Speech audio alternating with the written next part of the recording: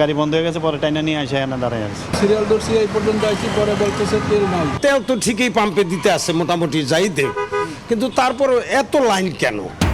কাটছে না জ্বালানি সংকট, চাহিদা মতো তেল না পাওয়ার অভিযোগ, পাম্পে ট্যাগ অফিসার নিয়োগ, ডিপোর নিরাপত্তায় বিজিবি আতঙ্কে বাড়তি না নেয়ার আহ্বান। অধিবেশনে সাউন্ড জটিলতা পরিকল্পিত কিনা তদন্ত কমিটি গঠন, সরকার দলীয় সংসদীয় সভায় প্রধানমন্ত্রী। সরকার গঠনের পর প্রথমবার নয়াপল্টন কার্যালয়ে যাবেন বিএনপি চেয়ারম্যান। পুলিশ বিশেষ কোনো গোষ্ঠী বা দলের লাঠিয়াল হবে না বললেন স্বরাষ্ট্রমন্ত্রী। বর্তমান পোশাকে সন্তুষ্ট নয় বাহিনী, ফেরানো হচ্ছে ঐতিহ্যবাহী একটি ইউনিফর্ম।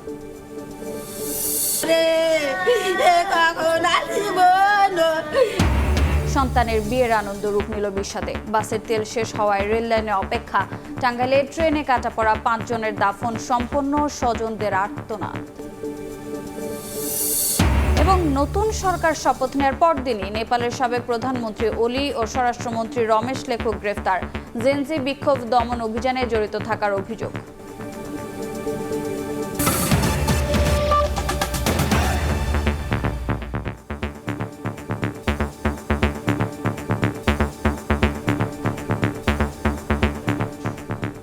সময় সংবাদের সঙ্গে আছি আমি রোজা চৌধুরী। কাটছে না জ্বালানি সংকট, ফিলিং স্টেশনে দীর্ঘ লাইনে ঘন্টার পর ঘন্টা অপেক্ষার পরও চাহিদা মতো তেল না পাওয়ার অভিযোগ করছেন গ্রাহক। পর্যাপ্ত মজুদ থাকায় আতঙ্কে বাড়তি তেল না কেনার অনুরোধ জানিয়েছে পেট্রোল পাম্প মালিক সমিতি। এদিকে সব পাম্পে ট্যাগ অফিসার নিয়োগের সিদ্ধান্ত নিয়েছে সরকার। এছাড়া 19টি ডিপোর নিরাপত্তায় বিজিবি মোতায়েন করা হয়েছে। রাজধানী ঢাকার বিভিন্ন ফিলিং স্টেশনের এমন চিত্রই বলে দেয় জ্বালানি সংকটে দিনকে দিন বাড়ছে গ্রাহক ভোগান্তি। কটুকু দেয় দেখি, যদি ফুল দেয় ফুল নিই, বা যদি কম দেয় কমই নিতে হবে। 2.5 ঘন্টা 3 ঘন্টার মতো প্রায় হয়ে গেছে, এখনো সিওরিটি দিচ্ছে না তারা তেল ফুল দিবে কি দিবে না। 500 টাকা দিলে আমার 7 দিনের মতো চলে যায় আমার অফিসে যাতায়াত। ভুক্তভোগীদের অভিযোগ, দীর্ঘ সময় অপেক্ষার পরও চাহিদা মতো মিলছে না জ্বালানি তেল। দিন যতই গড়াচ্ছে ততই বাড়ছে আক্ষেপ। তেল তো ঠিকই পাম্পে দিতে আসে মোটামুটি যাই দেব, কিন্তু তারপরে এত লাইন কেন? বাচ্চা স্কুল খোলা হচ্ছে তো, তার জন্য আমি ফার্স্ট আসছি। আসলে যে ভোগান্তিতে আছি এটা বলে বোঝানোর মতো না, আমি তো চাকরি করি।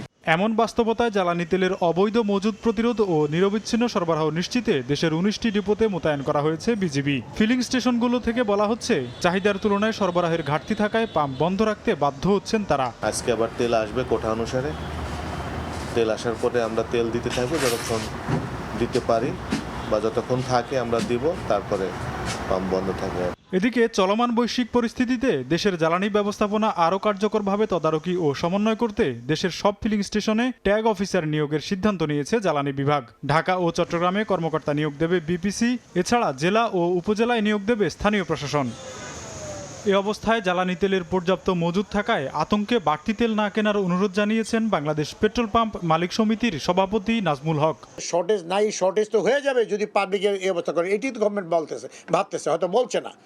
আমরা মাঠে আছি, আমরা দেখতেছি যে আসলে বাস্তব চিত্রটা কি। যার দরকার 5 লিটারের তার ট্যাঙ্কি ফুল, প্রাইভেট কার যার দরকার 10 লিটারের ট্যাঙ্কি ফুল, এইটা হলো চাহিদা। কিন্তু এইটা কাস্টমার চাহিদা হইতে পারে না। এদিকে জ্বালানি তেলের অবৈধ মজুদ অত্যন্ত বিপজ্জনক জানিয়ে এক বিবৃতিতে আতঙ্ক না ছড়িয়ে জনগণকে ধৈর্যের সঙ্গে পরিস্থিতি মোকাবেলার আহ্বান জানিয়েছে সরকার। এছাড়া সরকারি ডিপো থেকে তেল বিপণনের সময় পরিবর্তন করেছে বিপিসি। নতুন সিদ্ধান্ত অনুযায়ী সকাল 7টা থেকে বেলা 3টা পর্যন্ত তেল সংগ্রহ করতে পারবেন ডিলাররা। তোফাজ্জল হোসাইন, সময় সংবাদ, ঢাকা। এ বিষয়ে বিস্তারিত জানাতে রাজধানীর শাহবাগ থেকে যোগ দিচ্ছেন সহকর্মী মাহদি ইসলাম ধ্রুব। সরাসরি যাচ্ছে তার কাছে। ধ্রুব, ইরান ইসরায়েল সংঘাতের প্রভাব শুধুমাত্র মধ্যপ্রাচ্য নয়, গোটা বিশ্বে এর প্রভাব পড়া শুরু করেছে। এই মুহূর্তে বাংলাদেশেও কিন্তু এর প্রভাব পড়া শুরু করেছে, যার দৃষ্টান্ত এই পেট্রোল পাম্প থেকে দেখা যাচ্ছে। এই মুহূর্তে আছি পরিবাগের মেঘনা পাম্পে, যেই পাম্পটিতে আসলে সাধারণ দিনগুলোতে এরকম লাইন না থাকলেও এই জ্বালানি সংকটের এই সময়টিতে কিন্তু আসলে দীর্ঘ লাইন গ্রাহকদের। আমরা বেশ কিছু গ্রাহকের সঙ্গে কথা বলেছি, তারা যেটি বলেছেন যে তারা এর আগে কিন্তু আসলে বেশ কয়েকটি পাম্পে ঘুরেছেন, যেখানে আসলে তেল না পেয়ে তারা কিন্তু আসলে এই পাম্পটিতে ছুটে এসেছেন এবং এই পাম্পটির লাইনটি আসলে পরিবাগ ছাড়িয়ে শাহবাগ পর্যন্ত অনেকটা চলে গিয়েছে, এই বাইকের লাইন কিংবা এই গাড়ির লাইন। এবং এখানে তাও কিন্তু আসলে গ্রাহকদের চাহিদা মতো তেল কিন্তু এখানে দেওয়া হচ্ছে না, তাদেরকে কিন্তু আসলে সীমিত আকারেই কিন্তু তেল দেওয়া হচ্ছে। বিশেষ করে বাইকে 500 টাকার বেশি, অর্থাৎ 5 লিটারের বেশি কিন্তু তেল দেওয়া হচ্ছে না। অন্যদিকে ছোট গাড়িতে 10 লিটার এবং বড় গাড়িতে 15 লিটারের তেল কিন্তু বেশি দেওয়া হচ্ছে না। যদি এই পাম্পটির কর্তৃপক্ষের সঙ্গে আমরা কথা বলেছি, তারা যেটি বলছেন তাদের কাছে তেল মজুদ রয়েছে। যেই বক্তব্যটি আসলে সরকারের পক্ষ থেকে বারবার দেওয়া হচ্ছে যে তেলের সরবরাহ কিন্তু পর্যাপ্ত রয়েছে, তবুও বেশ কিছু পাম্প বন্ধ হয় এবং এই গ্রাহকদের এই দীর্ঘ লাইন বলে দিচ্ছে যে এক ধরনের অস্বাভাবিক সংকটময় পরিস্থিতির কিন্তু আসলে উদয় হয়েছে, যার দৃষ্টান্ত কিন্তু এই দীর্ঘ লাইন। এই মুহূর্তে পরিবাগের এই লাইনটি কিন্তু আসলে বিশেষ করে প্রাইভেট কারের যে লাইনটি, এটি কিন্তু পরিবাগ থেকে একদম শাহবাগ পর্যন্ত চলে গিয়েছে। এবং শুধুমাত্র এই পাম্পটি না, রাজধানীর বেশ কিছু পাম্পে আমরা ঘুরেছি যেখানে আসলে এই গ্রাহকদের এই ভোগান্তির এই দৃশ্য আসলে এখন যেন প্রতিদিনকারই রাজধানীর নিত্যদিনের দৃশ্য হয়ে উঠেছে। এই গ্রাহকদের, অর্থাৎ যারা বাইক চালান, যারা নিজের ব্যক্তিগত পরিবহন ব্যবহার করেন, তাদের এই ভোগান্তির এই দীর্ঘ লাইন কিন্তু রাজধানীর প্রত্যেকটি পাম্পে, তবু যদিও বেশ কিছু পাম্প এরই মধ্যে বন্ধ করে দিয়েছে তাদের সংকটের কারণে। তবে এখানে একটি বিষয় আসলে বলে রাখা ভালো, আতঙ্কের কারণে কিন্তু অনেকে আসলে তেল তুলছেন, প্রয়োজন নেই তবুও কিন্তু তারা ছুটে আসছেন। তাদের মধ্যে এক ধরনের ভয়, যদি এই জ্বালানি দাম বেড়ে যায় এবং সরকার যদি আসলে জ্বালানির দাম বাড়িয়ে দেয় এবং সংকট তৈরি হয়, সেই ভয় থেকে কিন্তু আসলে অনেকে এই তেল তোলা শুরু করেছেন, যার পরিপ্রেক্ষিতে আমরা দেখেছি যে সকাল থেকে কিন্তু অনেকের কাছে তেল থাকলেও তারা ছুটে আসছেন, তেল না থাকলে তো তারা আসছেনই বটে। এবং এই পাম্পটি সহ রাজধানীর বেশ কিছু পাম্পের কিন্তু দৃশ্য একই। তো এই ছিল এই পরিবার থেকে আমার কাছে থাকা সবশেষ। সরাসরি যুক্ত ছিলাম রাজধানীর পরিবাগে। রাজধানীর বাইরেও জ্বালানি তেল বিক্রির চিত্র প্রায় একই রকম। জেলা উপজেলা পর্যায়ে সংকট আরও বেশি। 3-4 পাম্প ঘুরেও তেল না পাওয়ার অভিযোগ অনেকের। 2-1টি ফিলিং স্টেশন খোলা থাকলেও সেখানে উপচে পড়া ভিড়। অপ্রীতিকর পরিস্থিতি এড়াতে পাম্পে নজরদারি রেখেছে প্রশাসন। ডিপোগুলোতে মোতায়েন করা হয়েছে বিজিবি। দেখে মনে হবে মোটরসাইকেলের কোনো গ্যারেজ, প্রকৃতপক্ষে জ্বালানি তেল নিতে অপেক্ষমান এইসব বাইক চালক। দীর্ঘ লাইনে ঘন্টার পর ঘন্টা অপেক্ষার পরও মিলছে না তেল। 2-1টি ফিলিং স্টেশনে খোলা থাকলেও সেখানে উপচে পড়া ভিড়। শনিবার ভোর থেকে তেল সংগ্রহের চেষ্টা করে অনেকে ব্যর্থ হয়েছেন। প্রাইভেট কার সহ অন্যান্য গাড়ি চালকদেরও ভোগান্তি চরমে। তেল মজুত করে কালোবাজারে বিক্রি করা হচ্ছে এমন অভিযোগ গ্রাহকদের। পাম্প থেকে তেল শেষ হয়ে গেছে, রোদের মধ্যে দীর্ঘ সময় অপেক্ষা করার পরে আমরা এখন পাম্প থেকে চলে যেতে তেল পাচ্ছি না, এখানে এসে দাঁড়িয়ে এখন তেল শুনছি তেল নাই, শেষ। 2.5 থেকে 3 ঘন্টা দাঁড়িয়ে আছি, এ পর্যন্ত তেল নাই। পাম্প কর্তৃপক্ষ বলছে পেট্রোল, ডিজেল, অকটেন চাহিদার বিপরীতে কম পাচ্ছেন তারা, ফলে প্রকট হচ্ছে সংকট। অপ্রীতিকর ঘটনা এড়াতে ফিলিং স্টেশনে পুলিশের পাশাপাশি সেনাবাহিনী ও জেলা প্রশাসনের মোবাইল টিমও কাজ করছে। 6টা বাজে আসছি এখানে লাইনের মধ্যে, ওরা বেলাইনে ধরে দিতেছে, এখন বলতে তেল নাই। তো এটা কি আজকে থেকে নাকি সরকার বলে দিছে আজকে থেকে নাকি স্বাভাবিক হবে? কই স্বাভাবিক তো হয় না। সব পাম্পে তেল দেওয়া যেত, তাহলে সময় কিছুটা মানুষের লাঘব হতো আর কি। 3.5 লিটার অকটেন 2 ঘন্টায় শেষ হয়ে যাচ্ছে, যেখানে আমি ডেবিট করতে 3 থেকে 4 দিন। এদিকে ভারত বাংলাদেশ মৈত্রী পাইপলাইনে 4র্থ দফায় ভারতের নুমালীগড় থেকে 7,000 মেট্রিক টন ডিজেল দিনাজপুরের পার্বতীপুরের রেলহেড ডিপোতে পৌঁছেছে। ডিপো ও তেলের নিরাপত্তায় মোতায়েন রয়েছে সেনা ও বিজিবির সদস্যরা। সারা দেশে জ্বালানি তেলের 19টি ডিপো রয়েছে। তানজিল হাসনাত, সময় সংবাদ। এ বিষয়ে বিস্তারিত জানাতে সিলেট থেকে যুক্ত হচ্ছেন সহকর্মী জয়ন্ত কুমার এবং খুলনায় আছেন আব্দুল্লাহ আল মামুন রুবেল। শুরুতেই যাচ্ছি জয়ন্তর কাছে। জয়ন্ত, সারা দেশের নেই সিলেটের জ্বালানি তেলের ডিপোগুলোতে বিজিবির নিরাপত্তার চাদরে ঢেকে রাখা হয়েছে। সিলেটের 2টি ডিপো, পদ্মা অয়েল ডিপো এবং যমুনা অয়েল ডিপো, 2 ডিপোতেই আমরা দেখেছি বিজিবির সদস্যরা তৎপর রয়েছে। আমরা এই মুহূর্তে যমুনা অয়েল ডিপোতে আমরা রয়েছি, সেখানে দেখতে পাচ্ছি বাংলাদেশ বর্ডার গার্ড 19 বিজিবির সদস্যরা এখানে রয়েছেন। সিলেট জেলার 2টি ডিপো, পদ্মা এবং যমুনা 2 ডিপোতেই 1 প্লাটুন করে কিন্তু এখানে বিজিবির সদস্যরা রয়েছেন। দিনের বেলা 1 প্লাটুন এবং রাতের বেলা 1 প্লাটুন, এভাবেই আসলে তারা শিফট ওয়াইজে তারা আসলে কাজ করছে। মূলত জ্বালানি তেলের যে মজুত রয়েছে সেটি প্রতিরোধে এবং বিপণন শৃঙ্খলা রক্ষায় এবং নিরবচ্ছিন্ন সরবরাহের জন্যই বিজিবি কিন্তু এই ডিপোগুলোতে রয়েছে। জানিয়ে রাখতে চাই, সিলেটে তেলের তেমন কোনো ঘাটতি নেই। সিলেটের প্রত্যেকটা পাম্পগুলোতে তেল পাওয়া যাচ্ছে। কিছু কিছু জায়গায় অক্টেনের কিছু ঘাটতি রয়েছে। তারা বলছেন যেহেতু 3 দিনের টানা ছুটি ছিল, ব্যাংক বন্ধ ছিল, এই জন্য কিছুটা ঘাটতি রয়েছে। তবে ডিপোগুলোতে তেল সরবরাহ করা হচ্ছে স্বাভাবিকভাবেই। কিছুক্ষণ আগে আমরা 19 বিজিবির অধিনায়ক লেফটেন্যান্ট কর্নেল জুবাইর আনোয়ার জানিয়েছেন পরিস্থিতি নিয়ন্ত্রণে রাখতে বিজিবি সদস্যরা সতর্ক অবস্থান রয়েছেন। সিলেটের পদ্ম ও মেঘনা ডিপোতে 2 প্লাটুন বিজিবি সদস্য কয়েকদিন ধরেই দায়িত্ব পালন করছেন 25শে মার্চ সকাল থেকে। এছাড়া ডিপোর নিরাপত্তার পাশাপাশি সীমান্ত দিয়ে জ্বালানি তেল পাচার রোধেও জোর তৎপরতা চলছে। সীমান্ত এলাকায় টহল বাড়ানো হয়েছে এবং ইমিগ্রেশন চেকপোস্ট ও ল্যান্ড কাস্টমস স্টেশনে পণ্যবাহী যানবাহনে নিয়মিত তল্লাশি চালানো হচ্ছে বলেও জানান 19 বিজিবির অধিনায়ক। এর আগে জানিয়ে রাখতে চাই, সিলেটের যে সুরমা নদী আছে সেই নদীর চরে কিন্তু 3 দিন ধরে একটি কার্গো আটকা রয়েছে, নদীর চরে আটকা পড়েছে। সেখানে কিন্তু 5,44,000 ডিজেল এসেছে ঢাকা থেকে, যেটি স্টিলের নৌকা করে যমুনা অয়েলে লোড করা হচ্ছে। সেইখান থেকে গাড়ি দিয়ে নগরীর যে পাম্পগুলো আছে সেখানে আসলে সরবরাহ করা হচ্ছে।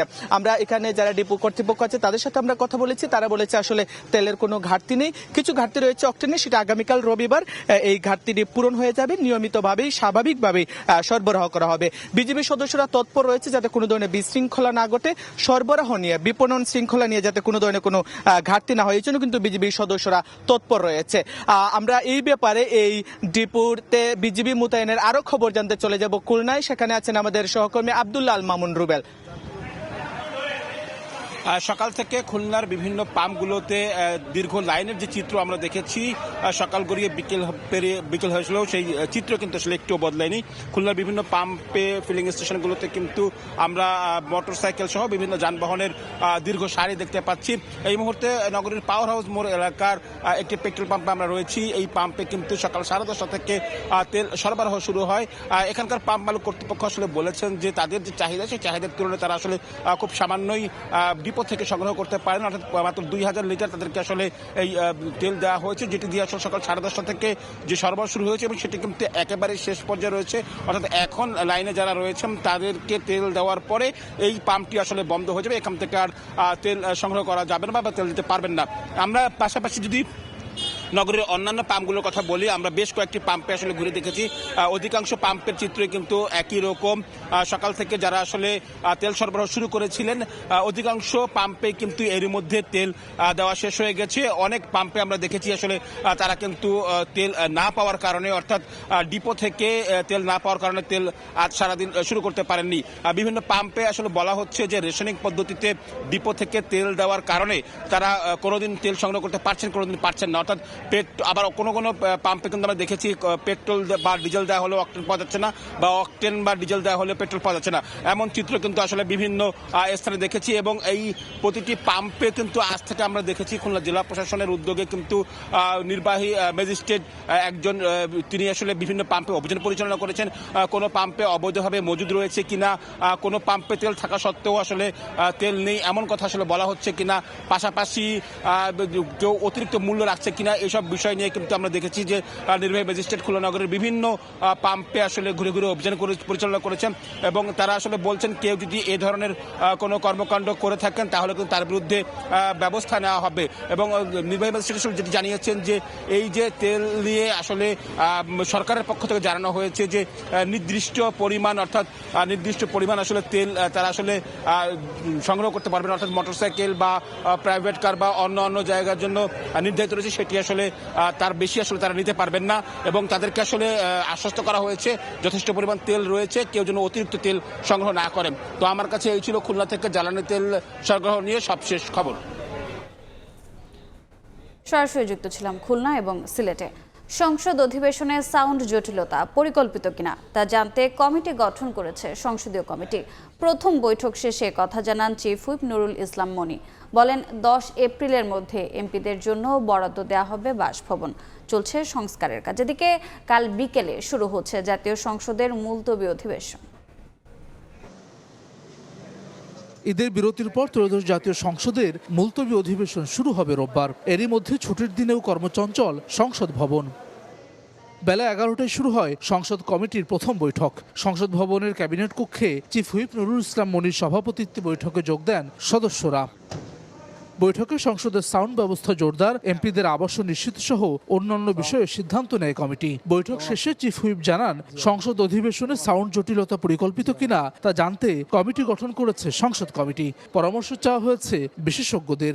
এখানে একটা স্যাবোটেজ হয়েছে বলে মনে করি, আমরা ধারণা করি। আর এখানে অ্যাকচুয়ালি সাউন্ড সিস্টেমের জন্য যে প্রবলেম, তার জন্য এক্সপার্ট লোককে আমরা ইনভাইট করেছি, সেটা হলো বুয়েট থেকে, যারা সাউন্ড বিশেষজ্ঞ এরকম লোকজন দাওয়াত করেছি, যাতে আমাদের সাউন্ড সিস্টেমটা রিয়েলি প্রপারলি কাজ করে তার ব্যবস্থার জন্য আমরা অনেকদিন নেতৃত্ব করেছি। দুটো জিনিস দেখবো, এখানে একটা সিকিউরিটির অ্যাসপেক্ট আছে, যাতে সাপোর্টেজ হয়েছে কিনা, আর হলো রিয়েল সাউন্ড সিস্টেমের প্রবলেমটা কি তা রিজলভ করার পদ্ধতি। এ সময় সংসদ সদস্যদের জন্য আবাসন নিশ্চিতের সিদ্ধান্তের কথা জানান চিফ হুইপ। 10 এপ্রিলের মধ্যে সংস্কার সহ বরাদ্দের কথা বলেন তিনি। এমপি সাহেবদের কাজের সুবিধার জন্য, বিজনেসের সুবিধার জন্য কাছাকাছি থাকা দরকার, কারণ অনেক সময় যানজটের কারণে তারা সময়তে আসতে পারেন না, পার্লামেন্টের মূল টাইমটা লস হয়। 10 তারিখের মধ্যেই আমরা চেষ্টা করব বরাদ্দ দেওয়ার জন্য। 12 মার্চ সংসদ অধিবেশনের উদ্বোধনী দিনে চিফ হুইপকে সভাপতি করে গঠিত হয় 11 সদস্যের সংসদ কমিটি। হাসান ওয়ালি, সময় সংবাদ, ঢাকা। সরকার দলীয় সংসদীয় সভা চলছে। এই মুহূর্তে সংসদ ভবন এলাকায় আছেন সহকর্মী সানভীর রূপল, সরাসরি যাচ্ছে তার কাছে। রূপল, সংসদের সরকার দলীয় সভা শুরু হয়েছে বিকাল 4টার দিকে এবং 5টার মধ্যেই শেষ হওয়ার কথা, যদিও এখন পর্যন্ত শেষ হয়নি সরকার দলীয় সভা। এই সভায় সংসদকে কার্যকর করার জন্য আলাপ আলোচনা হবে, পাশাপাশি অন্তর্বর্তীকালীন সরকারের সময় 133টি অধ্যাদেশ নিয়ে আলাপ আলোচনা হওয়ার কথা রয়েছে। এবং সরকার, আপনারা এর মধ্যে জানেন যে সকালেও যে সংসদীয় সভা হয়েছিল, সেই সংসদীয় সভায় সরকার দল এবং বিরোধী দল উভয় পক্ষই যোগ দেয় এবং আগামীকালকে ঈদের পরে বিকেলবেলা সংসদের মুলতবি অধিবেশন শুরু হবে এবং মুলতবি অধিবেশনটি 30 এপ্রিল পর্যন্ত চলবে। এই 133টি অধ্যাদেশের কথা যেটি বলছিলাম আলোচনা হতে পারে, সেই আলোচিত 133টি অধ্যাদেশ বিষয়ে 2 এপ্রিলের মধ্যে একটি বিশেষ কমিটি তারা একটি প্রতিবেদন দাখিল করার কথা রয়েছে এবং তারপরে সেটি আলাপ আলোচনার মধ্য থেকে এই সংসদে সেটিকে বৈধতা দেওয়ার প্রক্রিয়া করা হবে। তো সংসদের প্রথম অধিবেশনের শুরুর দিকেই যে আলাপ আলোচনায় বেশ জমে উঠেছিল সংসদ এবং বিরতির পরেও আবারও সেই ধারা অব্যাহত থাকবে বলে প্রত্যাশা করা হচ্ছে এবং এরপরের যে রাষ্ট্রপতির ভাষণের উপর আলোচনা এবং অন্যান্য বিষয়গুলো সেগুলো কার্যতালিকায় অন্তর্ভুক্ত থাকবে এবং আগামীকালকে বিকেল 3টা নাগাদ সংসদের মুলতবি অধিবেশন শুরু হবে এবং এর মধ্যে সরকার এবং বিরোধী দল উভয় পক্ষই 13 মার্চ যে সংসদ শুরু হয় উভয় পক্ষই তাদের নিজ নিজ কার্যপরিধি বিস্তার করেছে এবং এরপরে এই সংসদের যে মূল কয়েকটি কার্যতালিকা যে অন্তর্ভুক্ত যে বিষয়গুলো আছে সেই বিষয়গুলোর বাইরেও আমরা দেখেছি যে বিভিন্ন সময় এই সংসদীয় কমিটির বৈঠক এবং সরকার দল এবং বিরোধী দলীয় বিশেষ বৈঠকগুলো হয়ে থাকে এবং সেই বিশেষ বৈঠকগুলো এই সংসদকে আরও কার্যকর এবং প্রাণবন্ত করতে বেশ কার্যকর ভূমিকা পালন করছে এবং আগামীকালকে যে সংসদ অধিবেশনটি বসবে সেই অধিবেশনটি 13 দিন বিরতির পরে হলেও 13 দিন বিরতির পরে হলেও এখন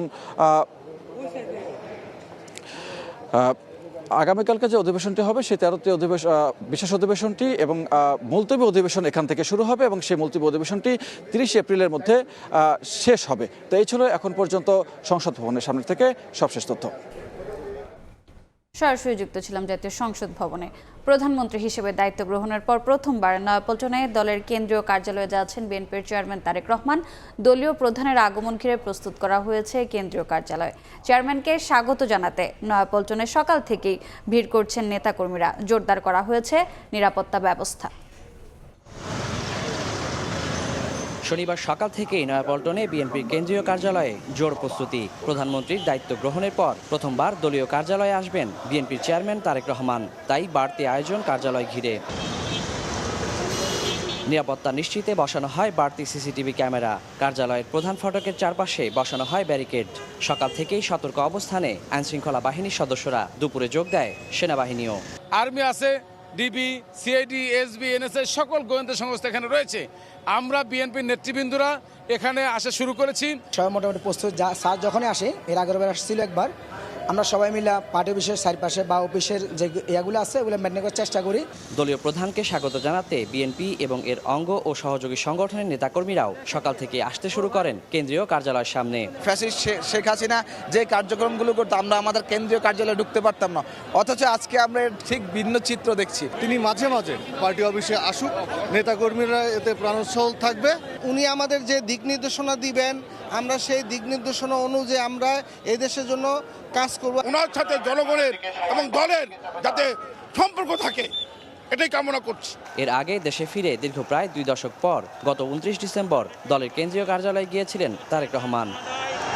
ওয়ালিউল সাকিব, সময় সংবাদ, ঢাকা।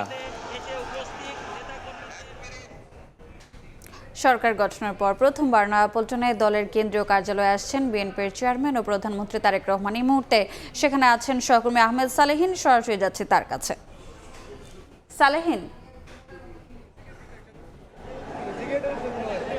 এই মুহূর্তে আমি নয়াপল্টনে অবস্থান করছি, যেখানে আসলে দীর্ঘদিন পর নেতাকর্মীদের মাঝে, বিএনপি নেতাকর্মীদের মাঝে তারা একটা উজ্জীবিত হয়েছেন, তাদের মধ্যে উচ্ছ্বাস প্রকাশ দেখতে পাচ্ছি আমরা। এর কারণ হচ্ছে যে মূলত প্রধানমন্ত্রী তারেক রহমান, যিনি বিএনপি চেয়ারম্যান, তিনি দলীয় কার্যালয়ে আসছেন, যেখানে প্রধানমন্ত্রী হওয়ার পর অর্থাৎ নির্বাচিত হওয়ার পর তিনি এই কার্যালয়ে আসার ইচ্ছা প্রকাশ করেছেন। এবং নয়াপল্টনের কেন্দ্রীয় কার্যালয়ে গত 29শে ডিসেম্বর তিনি দেশে ফেরার পর, অর্থাৎ 25শে ডিসেম্বর তিনি দেশে ফিরেছিলেন এবং 4 দিনের মাথায় এই নয়াপল্টন কেন্দ্রীয় কার্যালয়ে তিনি এসেছিলেন। এরপরে কিন্তু তিনি প্রায় 3 মাস হতে যাচ্ছে, কিন্তু তিনি এখানে আসেননি। এর মধ্যে নির্বাচন হয়েছে, জাতীয় নির্বাচন অনুষ্ঠিত হয়েছে। নির্বাচনের পর তিনি প্রধানমন্ত্রী নির্বাচিত হয়েছেন, কিন্তু তারপরে তার এখানে আসা হয়নি। তবে গতকালকে একটি অনুষ্ঠানে তিনি বলেছিলেন, ইচ্ছা প্রকাশ করেছেন তিনি নয়াপল্টন কেন্দ্রীয় কার্যালয়ে তিনি আসবেন এবং নেতাকর্মীরা সেই আশায় তারা এখানে এসেছেন। ইতিমধ্যে দেখছেন যে এই নয়াপল্টন কেন্দ্রীয় কার্যালয় ঘিরে নিরাপত্তা বাড়ানো হয়েছে প্রধানমন্ত্রীর আগমনকে ঘিরে, এবং যারা নেতাকর্মী যারা রয়েছেন সাধারণ এবং তারাও কিন্তু এখানে অপেক্ষায় আছেন তাদের নেতাকে দেখার জন্য, তাদের প্রধানমন্ত্রী এবং তাদের যে দলীয় নেতা, দলীয় প্রধান, তাকে দেখার জন্য এখানে অপেক্ষায় রয়েছেন। আমরা জানতে পেরেছি যে আজকে এই নয়াপল্টন কেন্দ্রীয় কার্যালয়ে 45 জন সংসদ সদস্য যারা এর ভেতরে থাকবেন এবং তাদের সাথে বৈঠক করার কথা রয়েছে প্রধানমন্ত্রী তারেক রহমানের, যেখানে সংসদ সদস্যের সঙ্গে তিনি আলোচনা করবেন, বৈঠক করবেন, দেশের সার্বিক পরিস্থিতি নিয়ে কথা বলবেন এবং কীভাবে সংগঠিত করা যায় সেসব বিষয় নিয়ে আলোচনা হবে এই বৈঠকে, সেটা আমরা জানতে পেরেছি। বিশেষ করে এমপিদের সঙ্গে অর্থাৎ সংসদ সদস্যদের সঙ্গে যে নেতাকর্মীদের, দলীয় এলাকা ভিত্তিক যে স্থানীয় নেতাকর্মীদের সাথে দূরত্ব যেন না বাড়ে এবং দূরত্ব কমিয়ে এনে তাদের সাথে সুসম্পর্ক বজায় রাখার পাশাপাশি সাধারণ মানুষের সাথে যেন একটি সম্পর্ক গড়ে ওঠে সংসদ সদস্য তাদের জন্য, এবং তারা সেই বিষয়গুলি নিয়ে আলোচনা করবেন। একই সঙ্গে এখানে যে সম্প্রতি যে জ্বালানি তেলের যে সংকটের বিষয়টি এসেছে বৈশ্বিক পরিস্থিতির কারণে বাংলাদেশে, সেই বিষয়গুলো নিয়ে কিন্তু যে যারা সংসদ সদস্য যারা রয়েছেন তাদের সাথেও আলোচনা করবেন। সেই সংকট মোকাবেলায় কী ধরনের পরামর্শ তারা দিচ্ছেন, কীভাবে তারা কাজ করবেন, সেগুলো নিয়েও কিন্তু আজকে প্রধানমন্ত্রী এবং বিএনপি চেয়ারম্যান তারেক রহমান তার দলীয় সংসদ সদস্যদের তারা আলোচনা করবেন। এছাড়া কিছু বিষয় এখান থেকে রয়েছে। এখানে মূলত আজকে তিনি কার্যালয়ে অফিস করতে আসছেন সন্ধ্যায় 6:30 নাগাদ, তিনি 6:30 একটি সময় দেওয়া আছে যে এই কার্যালয়ে তিনি আসবেন, এবং তারপরে বেশ কিছু বিষয় এখানে আলোচনা হবে। এছাড়া দলীয় যে কমিটি দেওয়ার বিষয়গুলি রয়েছে সেই বিষয়গুলো সেখানে আলোচনায় উঠে আসবে। বিশেষ করে মহানগর বিএনপি এবং যার যে অঙ্গ সহযোগী সংগঠন যেগুলি রয়েছে সেগুলি নতুন করে কমিটি দেওয়ার বিষয়গুলি থাকবে। যে কমিটি হবে কিনা সেই বিষয়ে কিন্তু আলোচনা চলছে। বাইরে আমরা শুনতে পাচ্ছিলাম নেতাকর্মীদের মাঝে, তারা বলছিল হয়তো নতুন কমিটি হয়তো আসতে পারে। সেই সব বিষয় নিয়ে প্রধানমন্ত্রী এবং বিএনপি চেয়ারম্যান তারেক রহমান সেই বিষয়গুলো নিয়ে নেতাকর্মীর সাথে আজকে এখানে আলোচনা করবেন, সেটাও কিন্তু কিছু ইঙ্গিত আমরা এখান থেকে পাচ্ছি। তো এই ছিল আমার কাছে নয়াপল্টনে বিএনপির কেন্দ্রীয় কার্যালয়ে প্রধানমন্ত্রী এবং বিএনপি চেয়ারম্যান তারেক রহমানের যে আগমন উপলক্ষে যে এখানকার যে পরিস্থিতি, তার সবশেষ খবর। সরাসরি যুক্ত ছিলাম রাজধানীর নয়াপল্টনে। পুলিশকে কোনো বিশেষ গোষ্ঠীর লাঠিয়াল বানাতে চায় না সরকার। বাহিনীটিকে স্বাধীন ও শক্তিশালী করতে পুলিশ সংস্কার কমিশন কাজ করছে বলে জানিয়েছেন স্বরাষ্ট্রমন্ত্রী সালাউদ্দিন আহমেদ। রাজশাহীর সারদায় শিক্ষানবিশ সহকারী পুলিশ সুপারদের প্রশিক্ষণ সমাপনী কুচকাওয়াজে তিনি বলেন, বর্তমান পোশাকে সন্তুষ্ট নয় পুলিশ, ঐতিহ্যবাহী একটি ইউনিফর্ম ফেরানোর কাজ চলছে। বছর ধরে প্রশিক্ষণের কঠোর শৃঙ্খলা পেরিয়ে নতুন স্বপ্ন আর দীপ্ত প্রত্যয়ে দেশ সেবার শপথ, নিরাপদ ও শান্তির আগামীর বাংলাদেশ গড়তে জনসেবার ব্রত। শনিবার সকালে রাজশাহীর সারদায় বিসিএস পুলিশ প্রশাসনের ৪৩তম ব্যাচের শিক্ষানবিশ সহকারী পুলিশ সুপারদের কুচকাওয়াজে ফুটে ওঠে অপরাধের বিনাশ, জনগণের আস্থা অর্জন আর দেশ সেবার অঙ্গীকার। অনুষ্ঠানে প্রধান অতিথি ছিলেন স্বরাষ্ট্রমন্ত্রী সালাউদ্দিন আহমদ। কুচকাওয়াজ পরিদর্শন ও অভিবাদন গ্রহণ শেষে তিনি বলেন, বর্তমান পোশাকে পুলিশ বাহিনী সন্তুষ্ট নয়। বর্তমানের যে পোশাক, এই পোশাকে পুলিশ বাহিনী সন্তুষ্ট নয়। যাতে আমাদের আগের ঐতিহ্যমণ্ডিত যে কোনো একটি পোশাক বাংলাদেশ পুলিশ বাহিনী পায়, সেজন্য সরকারের সর্বোচ্চ মহলে আমরা আলোচনা করে একটি সিদ্ধান্ত দেব ইনশাআল্লাহ। স্বরাষ্ট্রমন্ত্রী বলেন, ফ্যাসিবাদী আমলে পুলিশ প্রাতিষ্ঠানিকভাবে ক্ষতিগ্রস্ত হয়েছে। পুলিশ কোনো বিশেষ গোষ্ঠীর লাঠিয়াল যেন না হয়, সেজন্য স্বাধীন ও শক্তিশালী পুলিশ সংস্কার কমিশন গঠনে কাজ চলছে। বর্তমান সরকার বিশ্বাস করে পুলিশ কোনো বিশেষ দলের বা গোষ্ঠীর লাঠিয়াল বাহিনী নয়, বরং পুলিশ হবে জনগণের কৃত্রিম বন্ধু। 2025 সালের 1 মার্চ শুরু হওয়া 43তম বিসিএস পুলিশ ব্যাচে 80 জন প্রশিক্ষণ শুরু করেন। গত বুধবার এক প্রজ্ঞাপনে 4 জনকে চাকরি থেকে অপসারণ করা হয়। এর আগে বাদ পড়েন আরও 4 জন। মওদুদ রানা, সময় সংবাদ, রাজশাহী। সময় সংবাদে আরও থাকছে। হঠাৎ শিলাবৃষ্টি ও কালবৈশাখীর তাণ্ডব, বিভিন্ন জেলায় ফসলের ক্ষতি। পঞ্চগড়ে ঘরের চালা ভেঙে প্রাণ গেল একজনের। ঝিনাইদহে বজ্রপাতে 2 কৃষকের মৃত্যু।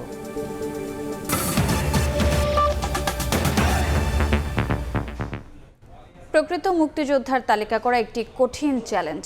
এই চ্যালেঞ্জ মোকাবেলা করে প্রকৃত মুক্তিযোদ্ধাদের তালিকা প্রকাশ করা হবে বলে জানিয়েছেন মুক্তিযুদ্ধ বিষয়ক মন্ত্রী আহমেদ আজম খান। প্রকৃত মুক্তিযোদ্ধাদের ভাতা বৃদ্ধি ও পুনর্বাসন সহ সুযোগ সুবিধা বাড়ানোর আহ্বান ঢাকা দক্ষিণ সিটির প্রশাসক আব্দুস সালামের।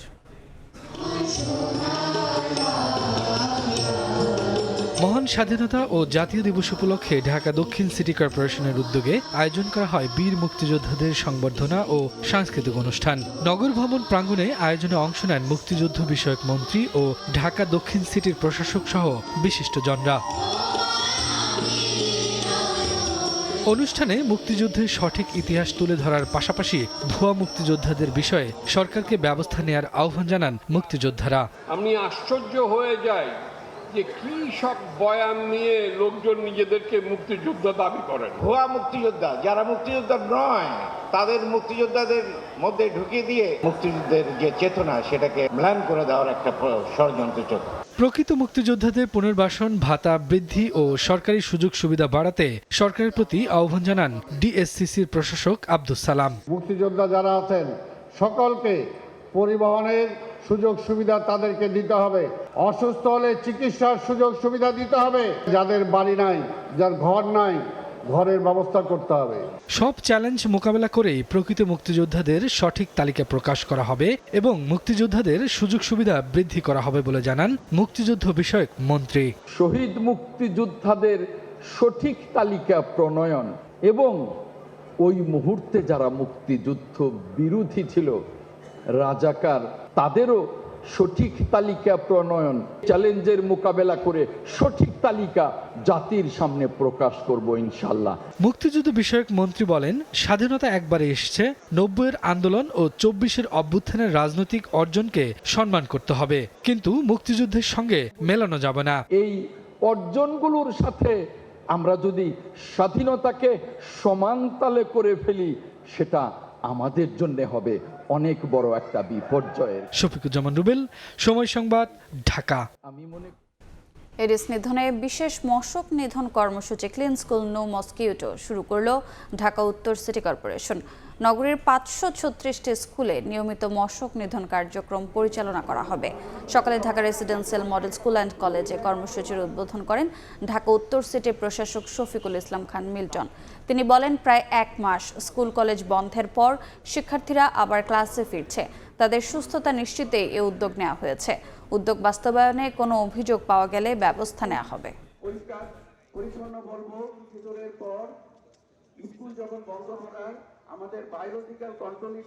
536টি স্কুল আছেন, প্রতিটি পর্যায়ক্রমে আমরা এটাকে অব্যাহত রাখব, যাতে করে আমাদের স্কুলের ক্যাম্পাস এবং কলেজ ক্যাম্পাসে এই ডেঙ্গুর যে আবির্ভাব সেটিকে প্রতিরোধ করার জন্য আপনারা আমাদেরকে সহযোগিতা করে সব সময় ক্লিন এবং একটা স্কুলের যে পরিবেশ বর্জ্য ব্যবস্থাপনা বলেন, মশার বিষয়ে বলেন, অন্য যে বিষয়গুলো সিটি কর্পোরেশনের করণীয় আছে আপনারা বললে আমরা তাৎক্ষণিকভাবে আপনাদেরকে সাথে নিয়ে এই বিষয়গুলোকে আমরা সমাধান করব। স্বাভাবিক হতে শুরু করেছে বাংলাদেশ ভারত সম্পর্ক। ভারতীয় হাইকমিশনারের ব্যস্ততা নতুন সরকারের মন্ত্রীদের সঙ্গে সৌজন্য সাক্ষাতে যেন বোঝানোর চেষ্টা চলছে জনমুখী সম্পর্কে আগ্রহী দিল্লি। বিরোধী দল জামায়াতে ইসলামের সঙ্গেও ঘনিষ্ঠতা বাড়াচ্ছে ভারত। বিশ্লেষকরা মনে করেন দুই দেশের সম্পর্ক ঐতিহাসিক ও সাংস্কৃতিক বাস্তবতায় মোড়ানো। আস্থা ফেরাতে দু দেশকেই উদ্যোগী হওয়ার পরামর্শ তাদের। ৫ আগস্ট গণঅভ্যুত্থানের মুখে পতন হয় আওয়ামী লীগ সরকারের। পালিয়ে ভারতে আশ্রয় নেন শেখ হাসিনা।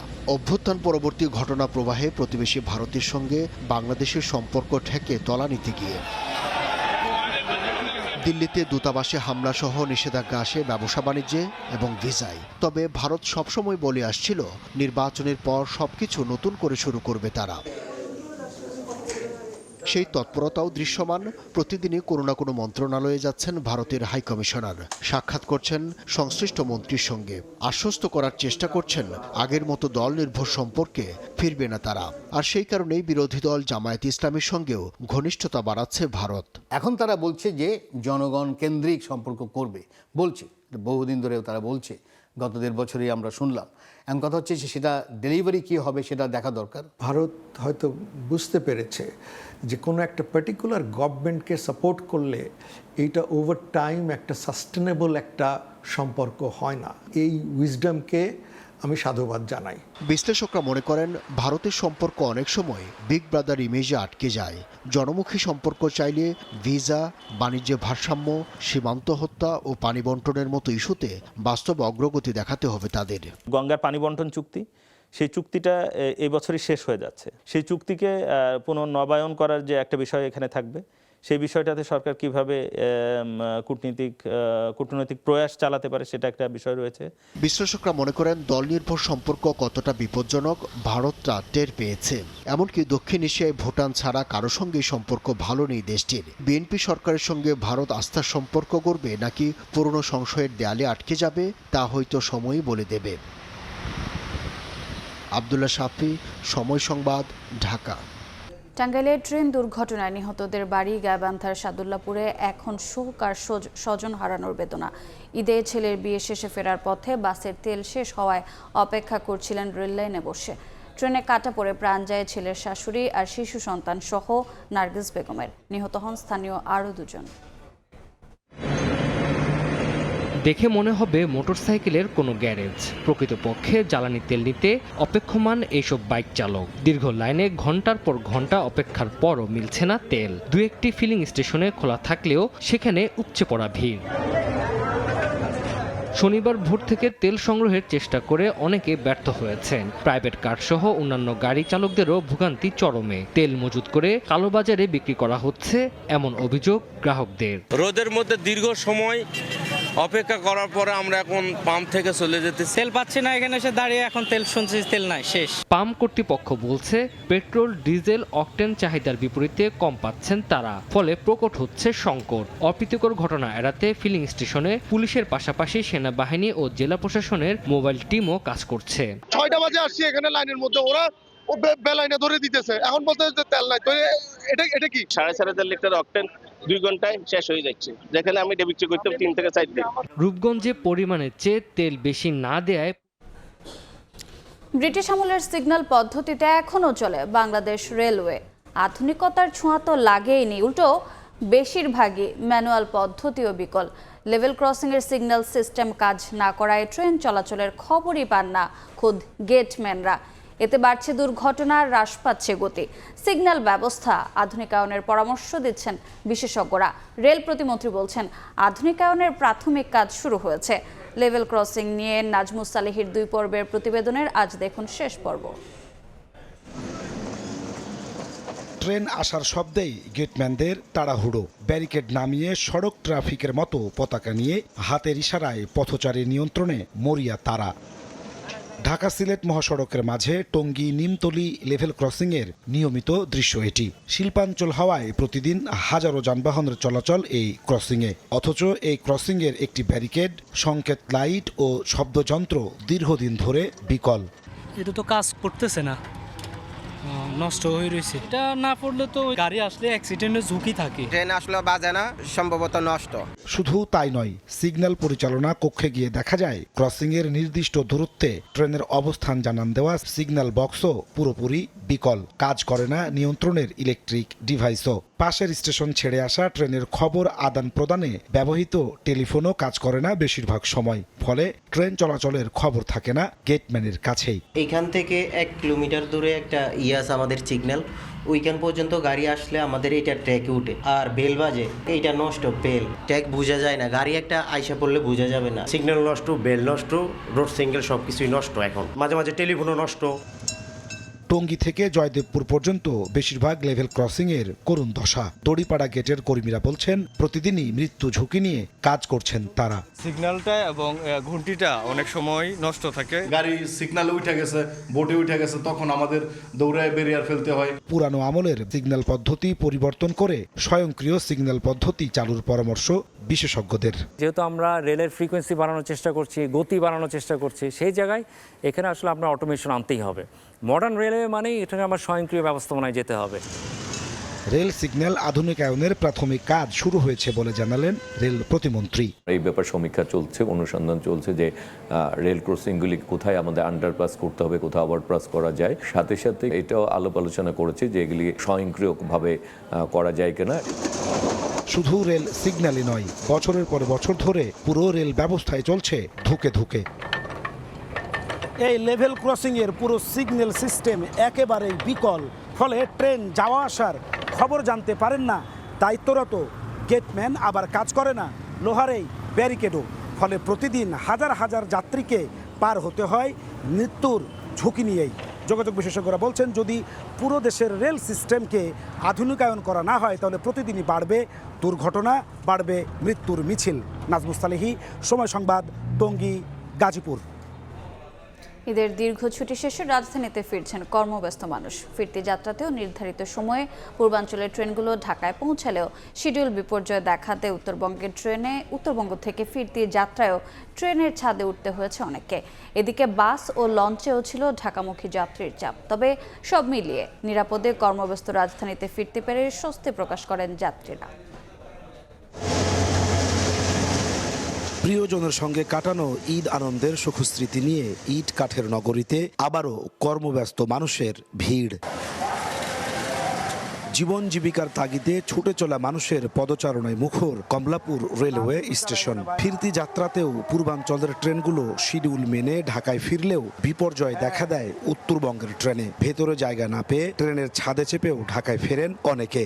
এবারের ঈদের অনুভূতিটা অন্যরকম ছিল, ছেড়ে আসতে ডেফিনেটলি খুব খারাপ লাগছিল। যেসব বগিতে নর্মালি স্ট্যান্ডিং দাঁড়ানোর কথা না, সেই সব জায়গাতেও দাঁড়ানোর মতো জায়গা ছিল তিল পরিমাণ। মানে যে ট্রেনটা আসার কথা 6টার সময়, সেটা আসছে আরো 1.5 ঘন্টা লেট করে। অন্যান্য স্টেশন থেকেও চেপে চেপে ট্রেনের মধ্যে যাত্রীরা উঠছে। এদিকে সড়ক পথেও ছিল ঢাকা ফেরত যাত্রীদের ভিড়। গাবতলী বাস টার্মিনালে দেখা যায় দূরপাল্লার যাত্রীবাহী বাসের চাপ। রিক্সা, সিএনজি ও গণপরিবহনে উঠতে যাত্রীদের ভিড়ে গাবতলী বাস টার্মিনাল এলাকায় অনেকেই পড়েন যানজটে। সিএনজি আছে, যেটা বললাম সিন্ডিকেট ভাড়াটা বলছে এ করতেছে, উবার ডাক দিয়ে উবারও পাচ্ছি না। বিরিয়ানি বাজার এখানে প্রচুর জাম, এখানে প্রায় আমার 2 থেকে 2.5 ঘন্টা এখানে সময় লস হয়েছে। রপ্তানি বাইপেলের ওই পাশে অনেক জাম, ওইখানে 2 ঘন্টা থেকে 2.5 ঘন্টা সময় কেটে গেছে। লোকজনের পরিমাণ বেশি ছিল, গাড়ি ঘোড়ায় কম ছিল আর কি। তবে লঞ্চ যাত্রায় স্বস্তি থাকলেও সদরঘাট থেকে গন্তব্যে পৌঁছাতে সিএনজি চালকদের বাড়তি ভাড়ায় ভোগান্তিতে পড়েন যাত্রীরা। জীবিকার তাগিদে তিলোত্তমা ঢাকায় ফিরে আসা মানুষের চোখে মুখে এখনো ফেলে আসা শৈশবের চেনা গ্রাম, শেকড়ের গন্ধ, বিস্তৃত নীলাকাশ আর প্রিয়জনের সঙ্গে কাটানো সুখস্মৃতি। নাজমুস সালেহী, সময় সংবাদ, ঢাকা। নতুন সরকার গঠনের পর 4 দিনের সফরে এখন নিজ জেলা পাবনার রাষ্ট্রপতি মোহাম্মদ শাহাবুদ্দিন। বেলা 12টায় বঙ্গভবন থেকে হেলিকপ্টারে শহরের শহীদ অ্যাডভোকেট আমিনউদ্দিন স্টেডিয়াম পৌঁছান রাষ্ট্রপতি। পরে সার্কিট হাউসে তাকে গার্ড অব অনার দেন জেলা প্রশাসক ও পুলিশ সুপার। রোববার সকালে আরিফপুর সদর কবরস্থানে বাবা মায়ের কবর জিয়ারত করবেন মোহাম্মদ শাহাবুদ্দিন। পরে সন্ধ্যা 7টায় পাবনা প্রেস ক্লাবে সাংবাদিকদের সঙ্গে মতবিনিময় করবেন। 30 মার্চ সকালে সদরের ভবানীপুর মসজিদ পরিদর্শনে যাবেন তিনি। একই দিন সন্ধ্যায় শহরের জুবলি ট্যাঙ্ক এলাকার নিজ বাসভবনে যাবেন।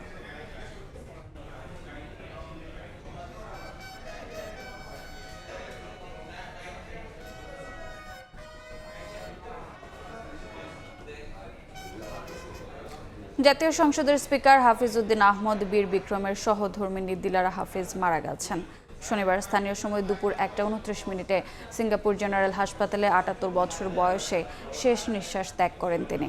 তার মৃত্যুতে শোক জানিয়েছেন রাষ্ট্রপতি মোহাম্মদ শাহাবুদ্দিন, প্রধানমন্ত্রী তারেক রহমান ও বিরোধী দলীয় নেতা ডক্টর শফিকুর রহমান।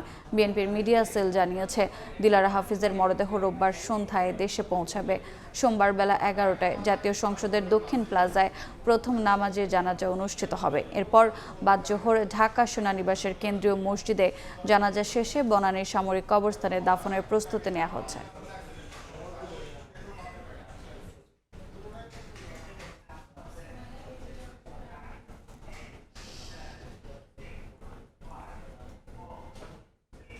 হঠাৎ শিলাবৃষ্টি ও কালবৈশাখীর তাণ্ডব, বিভিন্ন জেলায় ফসলের ক্ষতি হয়েছে। পঞ্চগড়ে ঘরের চালা ভেঙে প্রাণ গেল একজনের। ঝিনাইদহে বজ্রপাতে 2 কৃষকের মৃত্যু হয়েছে। আবহাওয়ার হঠাৎ পরিবর্তন, তুমুল বৃষ্টির সঙ্গে পড়ল বড় বড় শিলা। তার গতি এমন যে টিনের চালাও ফুটো হয়ে গেল। তাণ্ডব চালালো কালবৈশাখীও, ভেঙে পড়েছে ঘরবাড়ি, ফসলেরও ব্যাপক ক্ষতি হয়েছে। শনিবার লালমনিরহাটের 5টি উপজেলায় আকস্মিক শিলাবৃষ্টি ও ঝড়ের তাণ্ডবে লণ্ডভণ্ড হয়ে গেছে গাছপালা ও অনেক কাঁচা আদাপাকা ঘরবাড়ি। ফসলের ক্ষতি হওয়ায় দিশেহারা কৃষকরা। ঘর থাকা যায় পাথরের জন্য, বাচ্চা ধরি একটা বসি কাটাছি। ভুট্টা কাটছি, ভুট্টা তো বাতাসও ভেঙে ফেলেছে, আবার শিল বৃষ্টি হয় তো আমাদের অনেক ক্ষতি হয়ে গেছে। ক্ষয়ক্ষতির যে পরিমাণ সেটির তালিকা করছি।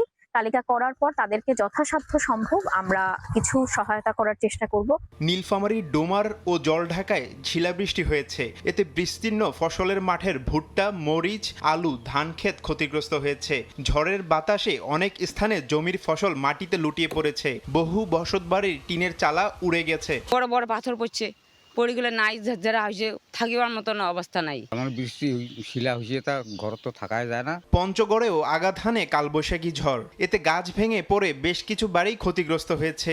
ঘরে চাপা পড়ে চাকাতিবালা নামে এক বৃদ্ধা নিহত হয়েছেন। আহত হয়েছেন আরো 2 জন। মরিচ ক্ষেত, ভুট্টা ক্ষেত, ঘর বাড়ি সহ গাছপালা অনেক ক্ষয়ক্ষতি হয়েছে। ঘর বাড়ি একবার সব ভাঙে চুরে, আমরা দুশ্চিন্তায় আছি।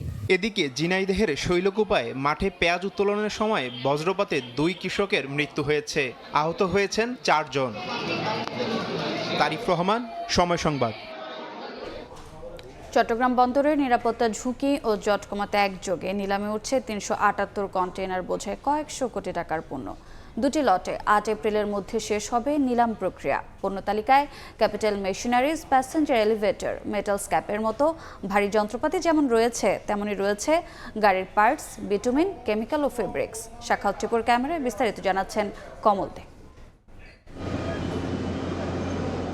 শুল্ক ফাঁকি, মিথ্যে ঘোষণা এবং মামলার জটিলতায় বছরের পর বছর বন্দর থেকে আমদানিকারকরা এসব পণ্য ছাড় না করায় যেমন নিরাপত্তা ঝুঁকির মধ্যে পড়ছে, তেমনি সৃষ্টি হচ্ছে কন্টেনার জটের। এই অবস্থায় এপ্রিলের মধ্যে এ ধরনের 378টি কন্টেনার থাকা পণ্য নিলামে বিক্রি করার সিদ্ধান্ত জানিয়ে দিয়েছে জাতীয় রাজস্ব বোর্ড। চট্টগ্রাম কাস্টম হাউসের মাধ্যমে চলবে এই নিলাম প্রক্রিয়া। বন্দরকে ঝুঁকিমুক্ত রাখার জন্য এবং কার্যক্রমে গতিশীলতা আনার জন্যই এ ধরনের উদ্যোগ নেওয়া হয়েছে। 49 লটে 180টি কন্টেনার রয়েছে chemical, machineries, plastic scrap, art paper, bitumen, fabrics, house holding item এবং গাড়ির পার্টস। 74 লটের বাকি 198টি কন্টেনার রয়েছে capital machineries, passenger elevator, metal scrap এবং ড্রাফট লাইনার পেপার। কোনো ডেঞ্জারাস কার্গো বা গুডস থাকে, সেগুলোর কারণে কোনো ধরনের ঝুঁকি বা বিপদ হতে পারে। এটা পরিহার করার জন্য আমরা সবসময় চাই যে যত দ্রুত সময় এই অকশন কন্টেনারগুলোকে যাতে অপসারণ করা সম্ভব হয়। ই-অকশন সিস্টেম চালু হয় অবশ্য বন্দরে সেটে আসার পরিবর্তে ঘরে বসেই এই নিলাম থেকে পণ্য কেনা যাবে। দ্রুত নিষ্পত্তির জন্য ব্যবস্থা করলে আমরা উপকৃত হব। দ্রুত ডেলিভারি দেওয়া হয়, পণ্য নষ্ট হওয়ার আগে সে চাওয়াটাই আমাদের খুব বেশি দরকার। তবে জটিলতা এড়াতে এবার নিলামে ওঠা পণ্যের কোনো ভিত্তিমূল্য বা রিজার্ভ ভ্যালু রাখা হয়নি। সর্বোচ্চ দরদাতায় পেয়ে যাবে নিলামের পণ্য। 49 লটের 180 কন্টেনারের দরপত্র 7 এপ্রিল এবং 74 লটের 198 কন্টেনারের দরপত্র খোলা হবে 7 এপ্রিল। কমল দে, সময় সংবাদ, চট্টগ্রাম। ঈদ উৎসবে চাঙ্গা পর্যটন অর্থনীতি। 21 থেকে 27 মার্চ এই 7 দিনে কক্সবাজার সমুদ্র সৈকত ভ্রমণ করেন 6 লাখের বেশি পর্যটক। বাণিজ্য হয়েছে 600 কোটি টাকার বেশি। এই অঙ্ক দ্বিগুণ করতে সরকারি ও বেসরকারি খাতকে সমন্বিত উদ্যোগ নেওয়ার তাগিদ সংশ্লিষ্টদের। মোহাম্মদ ফরাজের ছবিতে সুজাউদ্দিন রুবেলের রিপোর্ট। ঈদের টানা ছুটির সঙ্গে যুক্ত হয় স্বাধীনতা দিবস ও সাপ্তাহিক ছুটি। দেশের বিভিন্ন প্রান্ত থেকে আসা পর্যটকদের ঢল নামে সমুদ্র সৈকতে। কক্সবাজারের লাবণী, সুগন্ধা ও কলাতলি পয়েন্ট সহ পুরো সৈকত জুড়ে ছিল উপচে পড়া ভিড়।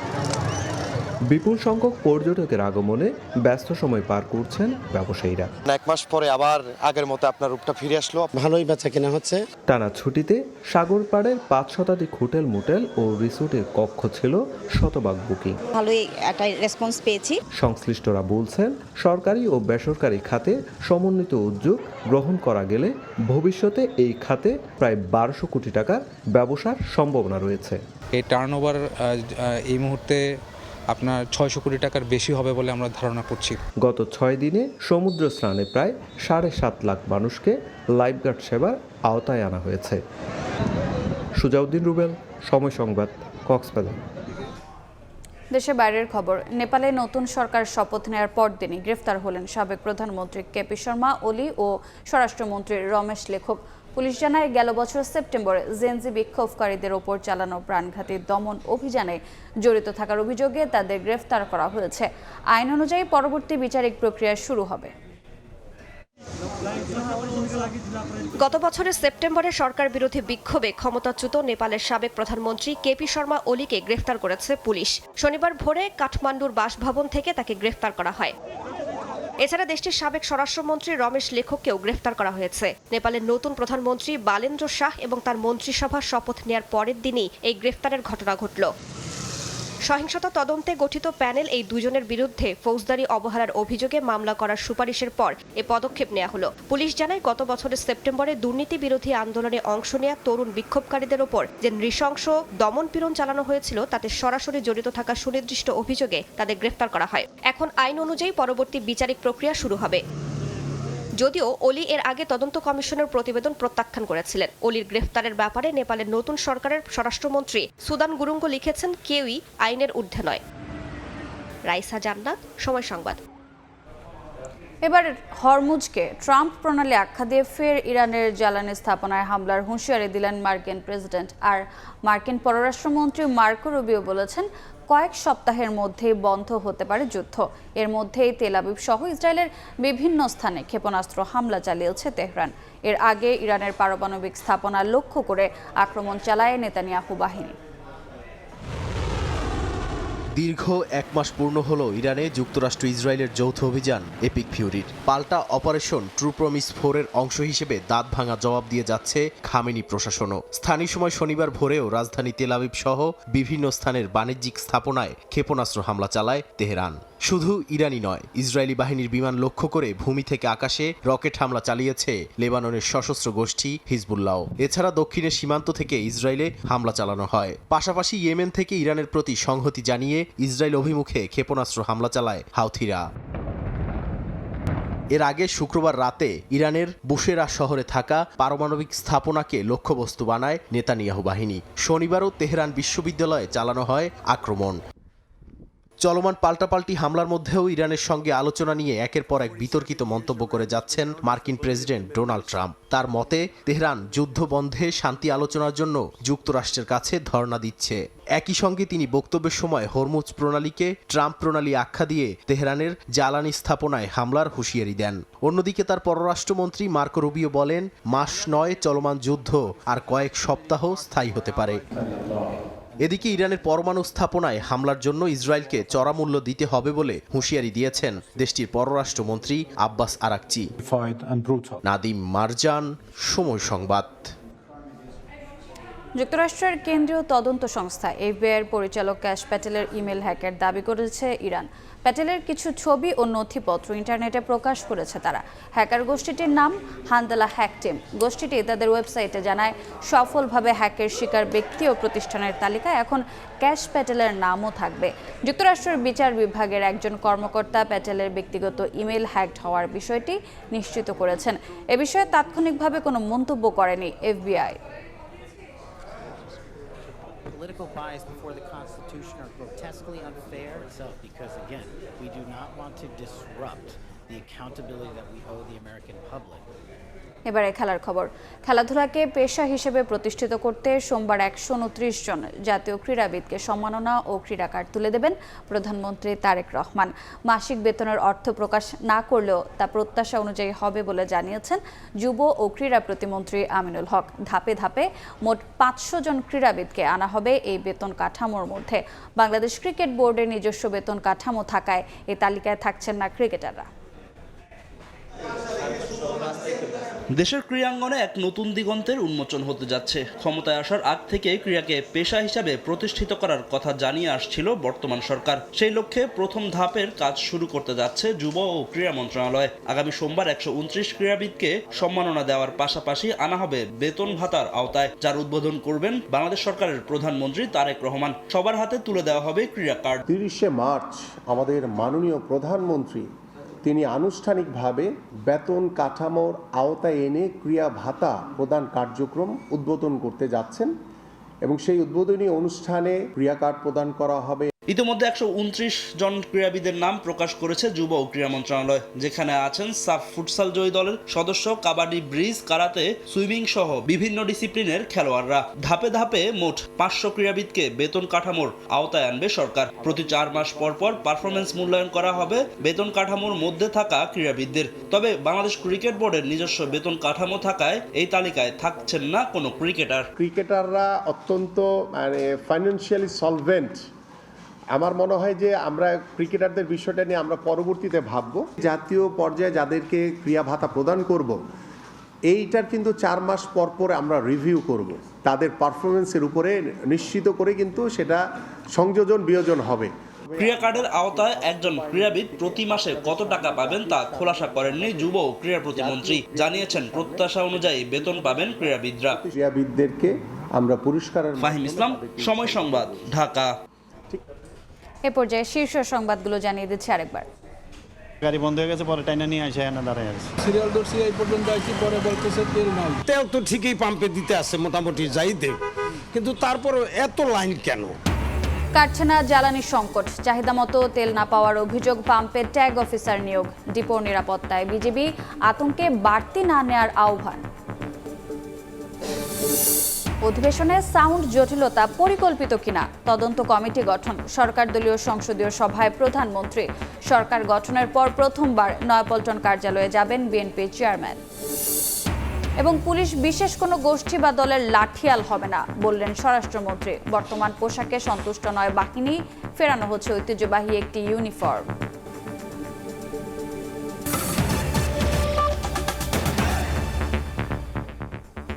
এ ছিল 5টার সময় সংবাদ। এরপর বাংলার সময় নিয়ে সঙ্গে থাকবেন ওমরিনা। রোজা, আপনাকে ধন্যবাদ। বাংলার সময় নিয়ে আসছি কিছুক্ষণ পর, সঙ্গে থাকুন সময়।